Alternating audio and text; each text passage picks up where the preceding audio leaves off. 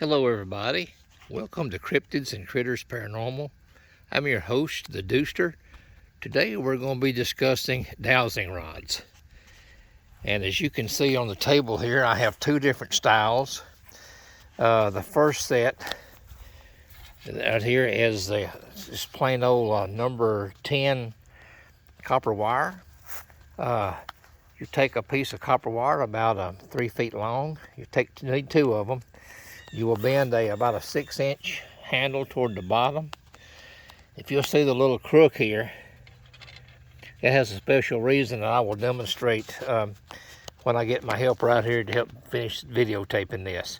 The other set you see here are some that I have designed and built. It uses number 4 bare copper wire. There are little brass retainers that I have put on here to hold this handle in place. This handle will let it swivel. It is a piece of copper also. These are all copper and brass construction.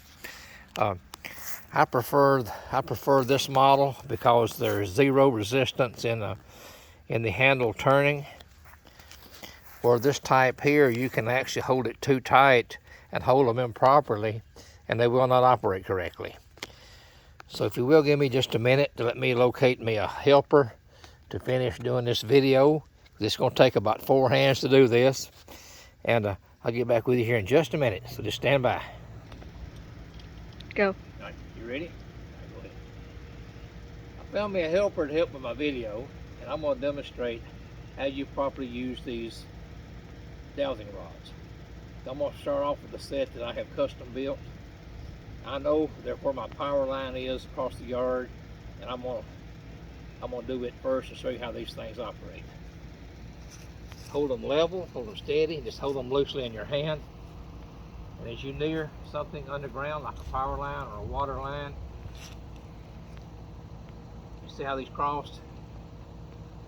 And you can actually back up, and they will actually uncross. This will work. I'm gonna do it again from a different angle. Maybe see a little bit better. As I near the power line, as you can see, they're crossing.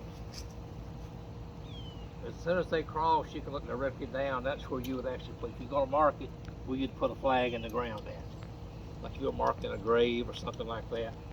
This will work on underground power lines, water lines, different things like that, underground utilities, water pipes, and all kind of stuff like that.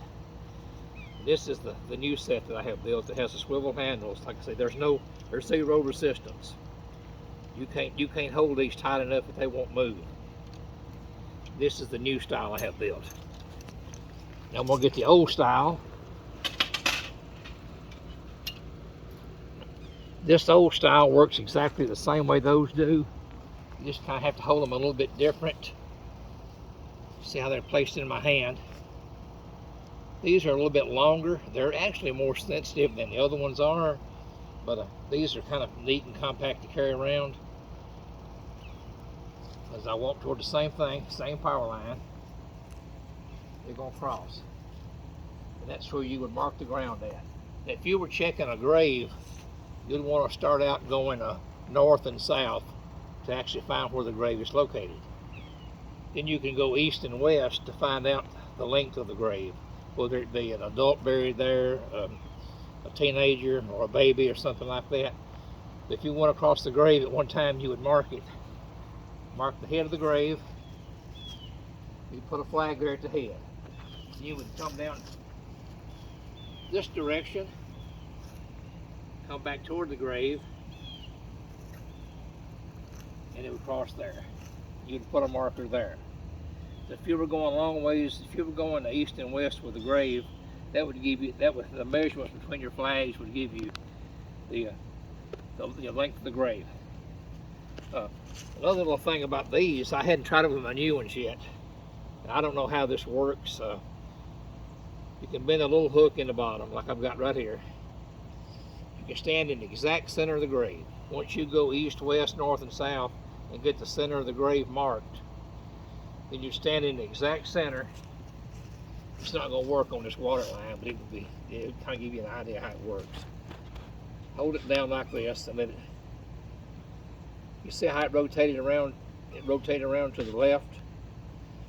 That indicates there was a male buried there. If it did this number when you held it over the grave and went that direction, if it rotated to the right, it's a female buried there. And just kind of a little lesson in a nutshell of how to kind of operate the dowsing rods. You need to be careful with them. Don't poke anybody in the eye with them. And respect the property. And that's kind of a quick lesson on how to use dowsing rods. If you like my channel, subscribe to it, and give me a like, share it with your family and friends, and I hope you enjoyed it. This is the Dewster with Critters and Cryptid Paranormal, and thank you for watching.